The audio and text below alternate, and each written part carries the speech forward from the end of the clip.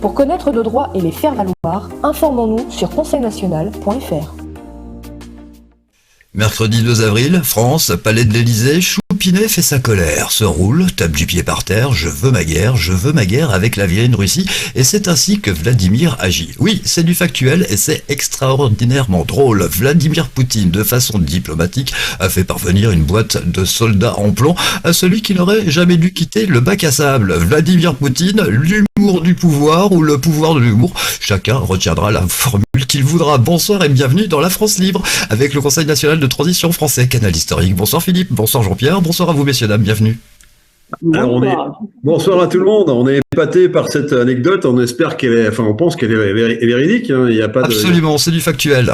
On peut regarder la chaîne de Monsieur Verdi par exemple sur YouTube ou Jean-Dominique Michel, les deux en parlent. Voilà, donc quand ça passait, ce genre d'humour passait sur Canal+ ou sur des chaînes un petit peu en pointe, ça faisait rire, bon voilà, mais le gouvernement était moqué et on tournait la page. Mais là, c'est plus le canard enchaîné, c'est carrément Monsieur Poutine, quoi. Et donc, on atteint quand même des profondeurs au niveau du ridicule et au niveau de la considération qu'on n'a plus, enfin en tout cas que la France n'a plus vis-à-vis des grands de ce monde, qui ne compte plus avec la France, qui ne compte plus en particulier avec ses dirigeants, en particulier bien sûr avec Monsieur Macron et ses équipes. Voilà, on n'est plus pris au sérieux par ces gens-là. On n'est plus pris au sérieux ni par Poutine, ni par Monsieur Trump. Enfin voilà, en parlant pas de Xi Jinping et tous les autres. Donc ça devient compliqué. Alors on n'a plus de force et de représentation, si je puis dire, qu'en Europe. Et notamment Madame von der Leyen reconnaît que Monsieur Macron a bien du mérite, pour pas dire un peu plus, hein, de bien vouloir conduire ce bataillon ouest européen qui doit faire front à l'armada, si je puis dire, ou à l'armée tout simplement russe. Ça fait penser un peu à Don Quichotte qui partirait à l'assaut des moulins, et avec une bataille perdue d'avance avec des moyens ridicules. Donc il y a ce côté-là, mais malheureusement ça serait drôle si ça n'était pas évidemment dangereux.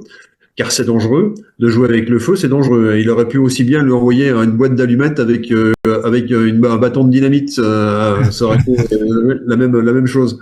Donc c'est exactement ce que nous vivons. Donc voilà. Donc est-ce que nous avons, avant de démarrer le sujet, oui, nous avons Jean-Pierre qui veut s'exprimer. Alors je vais juste vous dire une interjection. Humour et amour. Et je décèle dans cet acte d'offrir des soldats de plomb le respect de l'enfant qui n'a pas eu le temps de grandir et presque l'amour non masqué. C'est de l'amour, l'humour. Plaisanter avec les gens, c'est de l'amour total. Plaisanter sur les gens, c'est de la médisance. Mais plaisanter avec, leur offrir une boîte de soldats de plomb, chapeau, merci Monsieur Poutine d'avoir donné un peu d'amour à ce cher monsieur qui n'a pas eu le temps de grandir. Bon, eh bien moi je vais vous offrir l'actualité en images et on va se retrouver juste après. La ligne du gouvernement est unie, il n'est pas question d'envoyer des troupes italiennes. Il n'est pas possible d'utiliser les fonds de cohésion au lieu de développer des territoires pour acheter des armes. Nous voulons investir dans la sécurité nationale. S'il faut acheter des équipements, des moyens et du personnel pour les gardes-côtes, pour l'armée de l'air, pour la marine, pour l'armée, pour la police et pour les carabiniers, bienvenue. En revanche, pour une armée européenne commandée par ce fou de Macron qui parle de guerre nucléaire, non, jamais, jamais. Il est fondamental d'avoir l'Ukraine à la table des négociations.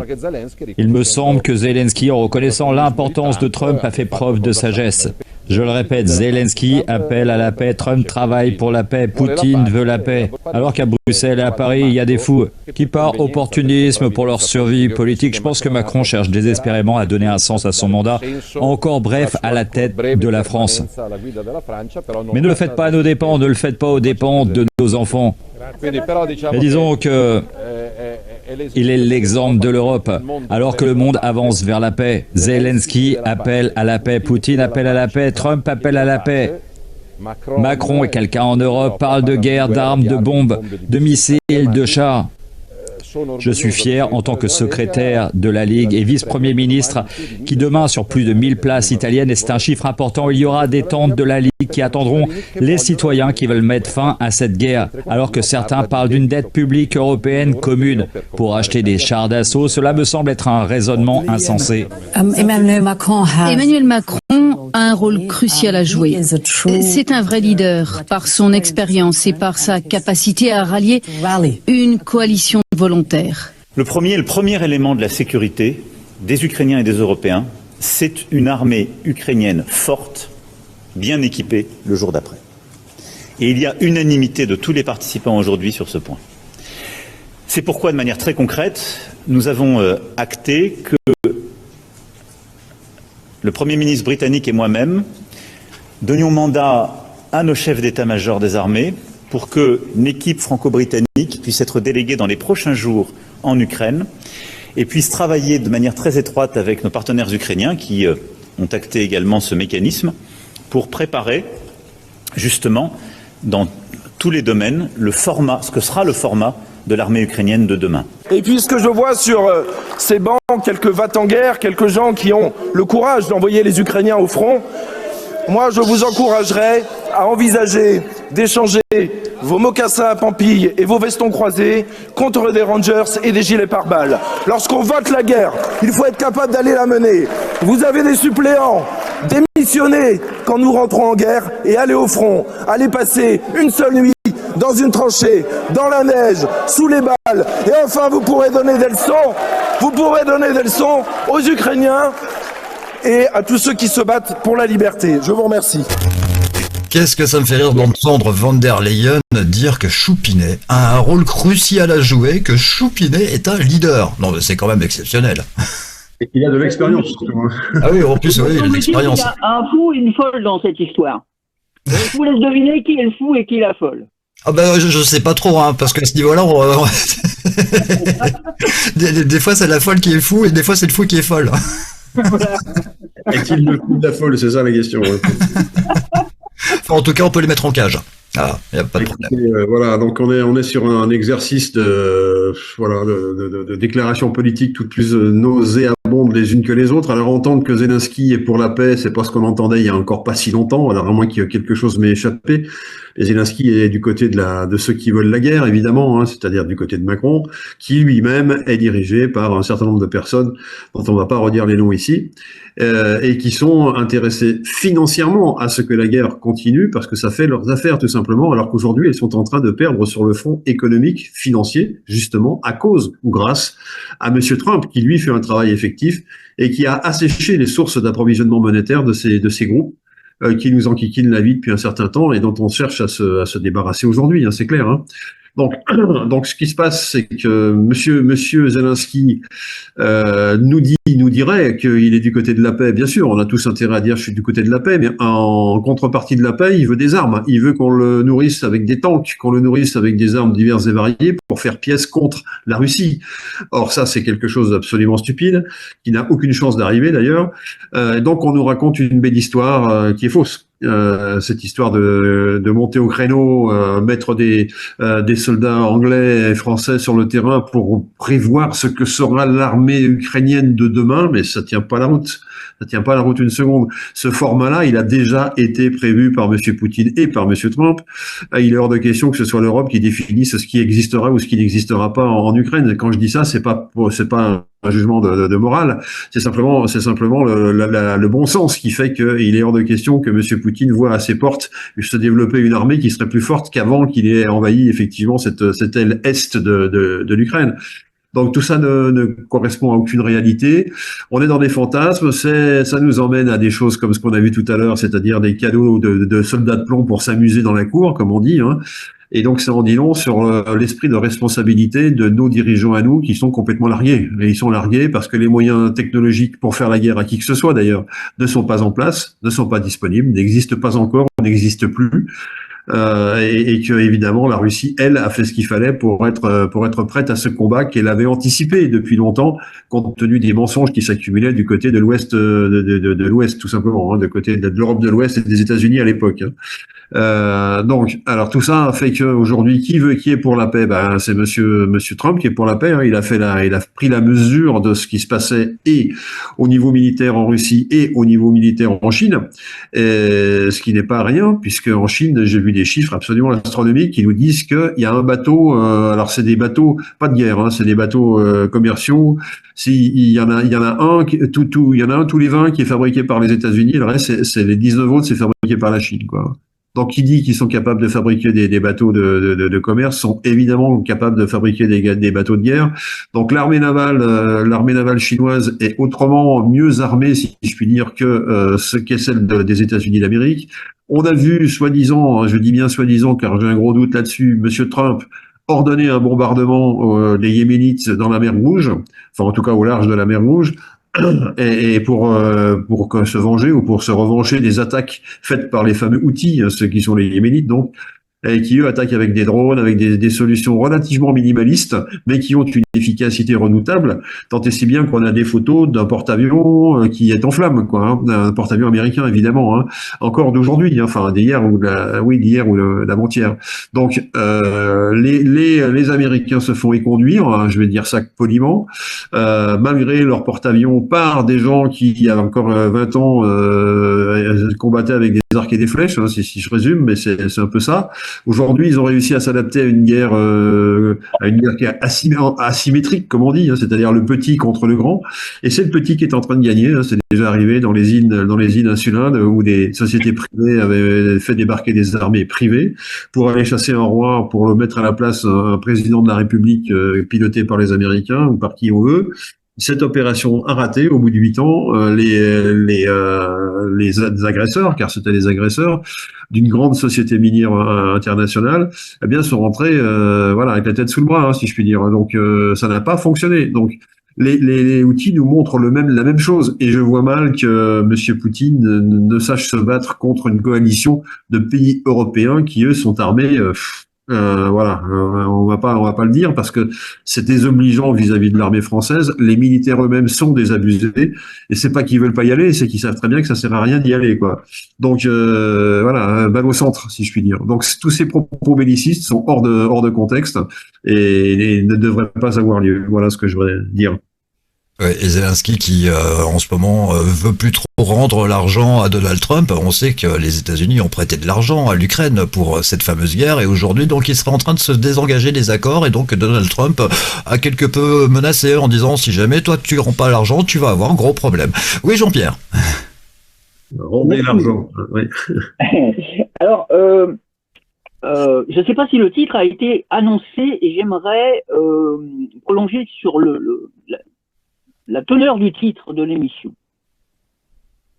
Alors qu'on va laisser Sylvain prononcer s'il veut bien. Si vous voulez que ce soit par mes mots, eh bien ce le sera, il n'y a aucun problème. Nous allons étudier ce soir la France en mode démocratique et je vais même vous dire qu'on va passer la seconde. Alors, la France en mode démocratique. Merci Sylvain. Et merci à ceux qui ont inventé ce titre pour aujourd'hui.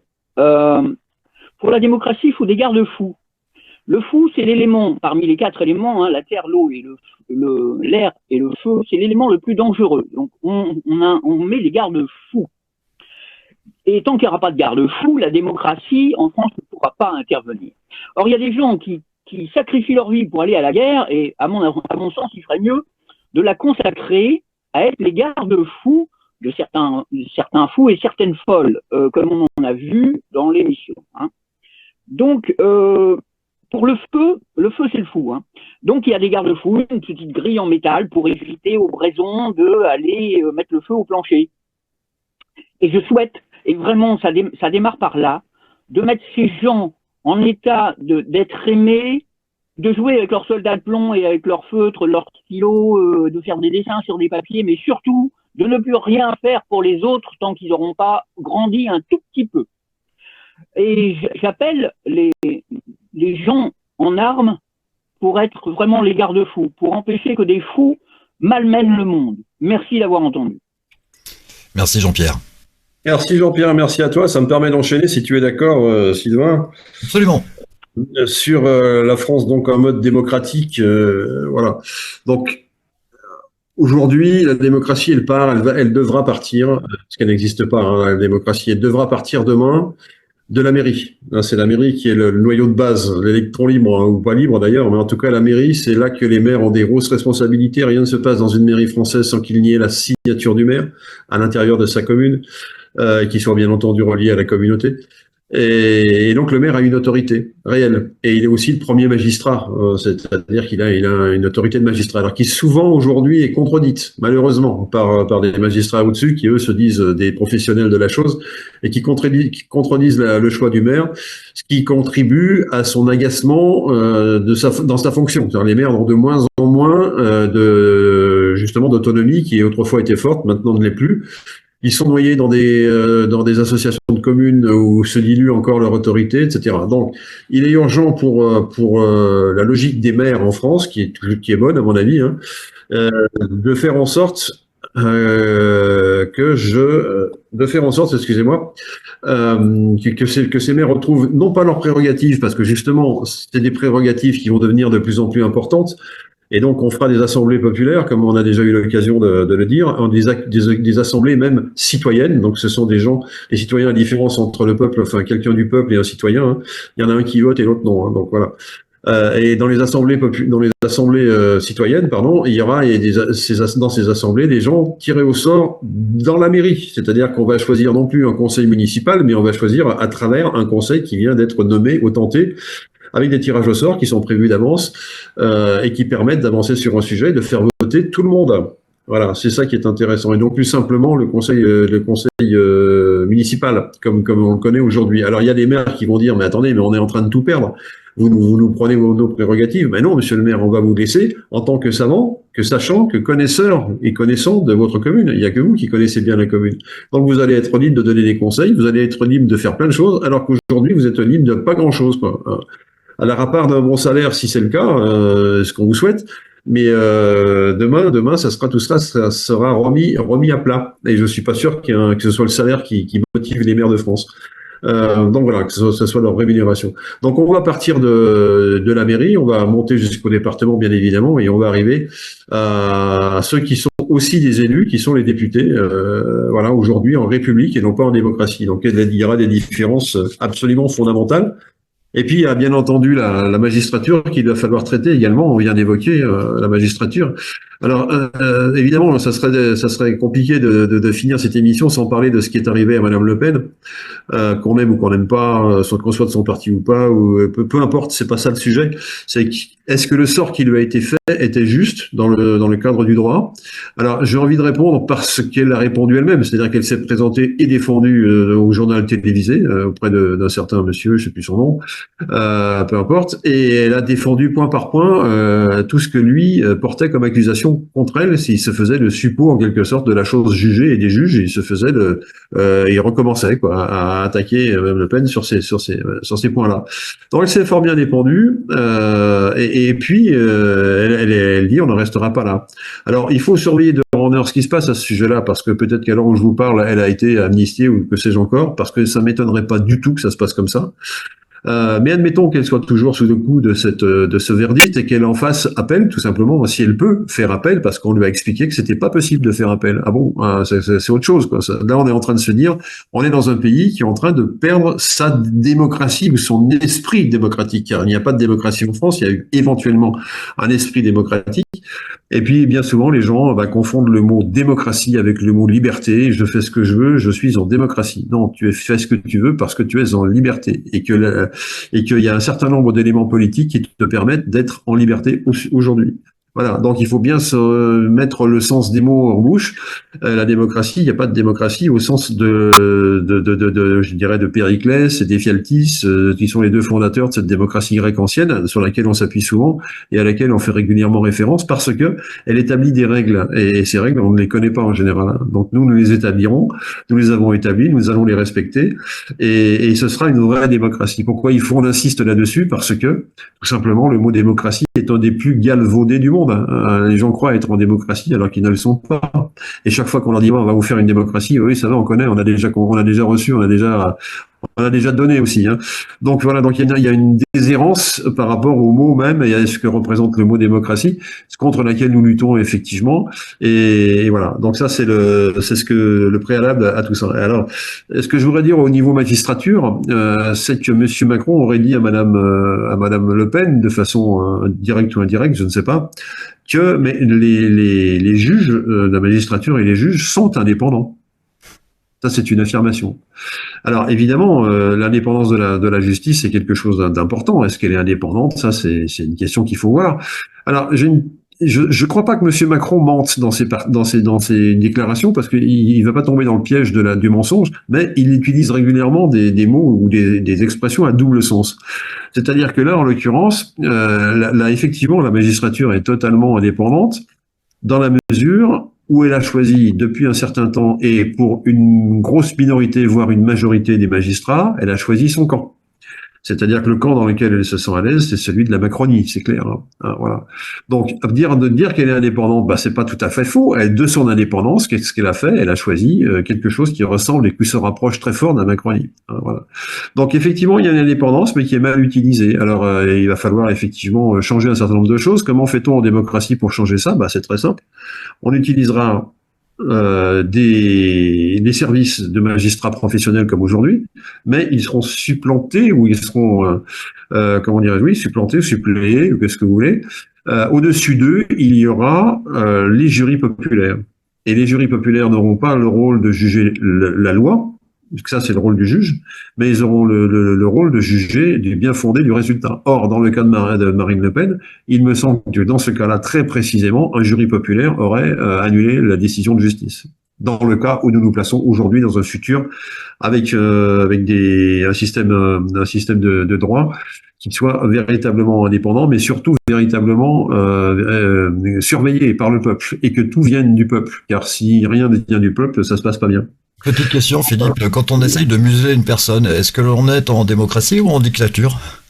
La réponse est dans la question. Je veux dire, bien sûr qu'on est dans une dictature complète.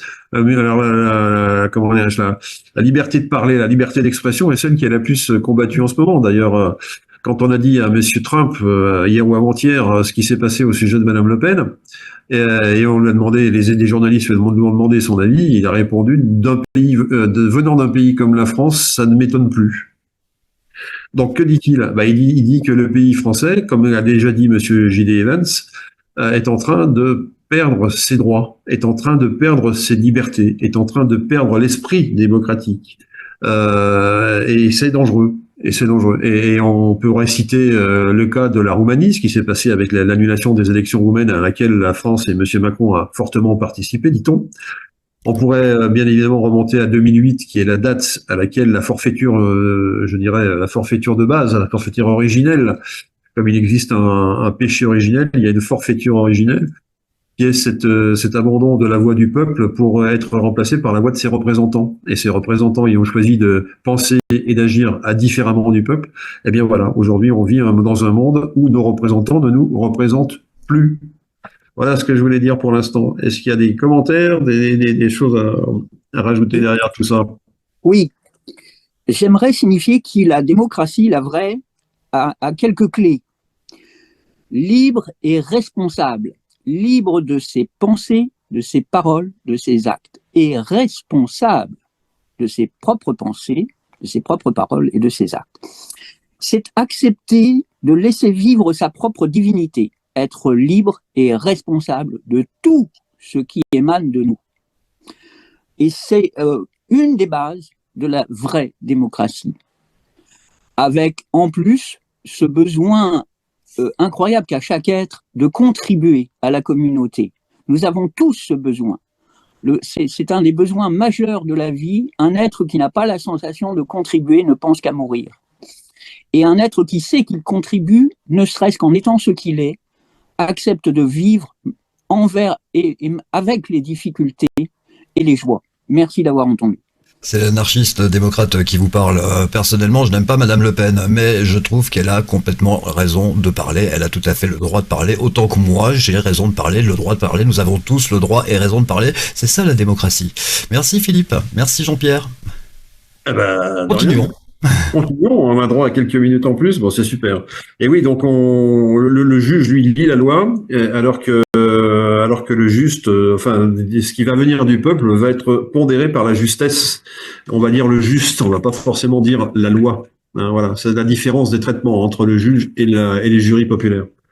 Alors voilà, oui, non, tout va bien. Tout va bien. Tout va bien. Donc on peut enchaîner rapidement. Les tirages au sort, on a déjà eu l'occasion de parler des tirages au sort avant-hier. C'est quelque chose d'hyper important. On peut élargir la base des votants, c'est intéressant. On voit par exemple que nous, en France, en République, hein, nous avons 577 députés. On pourrait les passer à 1000, etc. Nous, on va les passer à 3000, hein, 3000 personnes qui vont être la base de votation, la base de vote. Donc voilà. Alors, ce qui est important, c'est de comprendre également est-ce que dans ces 577 députés, aujourd'hui, on a la possibilité de dire la justice? C'est compliqué parce que les personnes sont choisies dans un monde social qui n'est pas celui de ceux qu'elles représentent. Déjà, il y a ce premier problème, hein, c'est-à-dire que vous et nous ne sommes pas médecins, nous ne sommes pas forcément ingénieurs, nous ne sommes pas fils d'eux, nous ne sommes pas juristes, alors que le personnel composé de ces gens-là est essentiellement issu de cette classe sociale. Alors, je ne critique pas la classe sociale. Je dis simplement que jusqu'à 2008, ces personnes mettaient leurs compétences, car ils en avaient, au service du bien-être des Français. On va faire ça de grosso modo. Et à partir de 2008, la porte a été ouverte pour des gens qui étaient au service d'eux-mêmes. Voilà, d'eux-mêmes et de ceux qui les gouvernent au-dessus, hein, car il y en a évidemment. Donc ces politiciens sont également dépendants d'autres personnes, mais c'est pas nous dont ils s'occupent, c'est leur bien à eux plus ceux qui sont au-dessus d'eux. Voilà ce dont nous avons hérité depuis 2008. Alors aujourd'hui, il faut se poser la question comment on peut faire pour régler ce problème. Que nous dit la démocratie? La démocratie va nous dire on va non seulement élargir la base, non seulement on va dire on est plus 577 mais on est 3000. Donc on pourrait maintenir la quantité de votants à 577 mais tirer au sort. Par exemple aujourd'hui, ça serait une proposition. On pourrait dire tiens, on peut toujours avoir 577 votants. Donc des députés, mais qu'on va tirer au sort. Ça changerait bien la donne, ça. Ça serait déjà, comment dirais-je, donner une vraie représentation, puisque l'arithmétique nous dit que si on tire au sort 570 personnes pris dans les numéros INSEE de la France sur les 69 millions, je crois que nous sommes, au hasard, en enlevant les enfants, les gens non éligibles, j'en passe des meilleurs, eh bien, en faisant ça, on rétablirait un équilibre. Voilà, qu'on a déjà au niveau des maires, car au niveau des maires, on n'a pas forcément des personnes qui sont de classe supérieure. Hein. Voilà, ça on l'a au niveau des mairies. Mais par contre, on ne l'a pas en haut. On a des gens de la classe supérieure et qui se sont autoproclamés supérieurs, si je puis dire. C'est-à-dire qu'ils décident que ce que ils font, c'est en représentation du peuple et que évidemment le peuple n'a pas à donner son avis puisqu'il a déjà voté. Donc, vous voyez l'inclusion, quoi. Donc, on est là-dedans. Donc, nous, en démocratie, on fait pas comme ça. On dit, voilà, c'est tout le monde qui va voter. Et évidemment, ça va répartir la masse des gens et ça va faire en sorte qu'il y aura forcément des oligarques, on va les appeler comme ça. Les oligarques, c'est-à-dire des gens qui étaient favorables à l'ancien système républicain ou autre, hein, peu importe, communiste, socialiste, que vous voulez. Tout ça, c'est de l'oligarchie. Et ces gens-là vont se retrouver privés de fonctions politiques. Et à partir de là, effectivement, on va pas s'en faire des amis. Mais on n'est pas là pour se faire des amis, on est là pour gérer la nation. Et la nation, aujourd'hui, elle a besoin de changement. Donc voilà ce qu'on pourrait dire. Et puis, comment on est qualifié en République? Parce qu'on va nous opposer, mais attendez, mais vous n'êtes pas qualifié, tirage au sort, etc. Les gens connaissent rien. Là, on est qualifié comment aujourd'hui? On est qualifié par l'expérience du politique ou l'expérience en politique. Je rappelle qu'un maire, par exemple, peut tout à fait prétendre devenir député, etc. Même s'il n'a pas son bac et même s'il a fait de la prison, figurez-vous. Hein, voilà.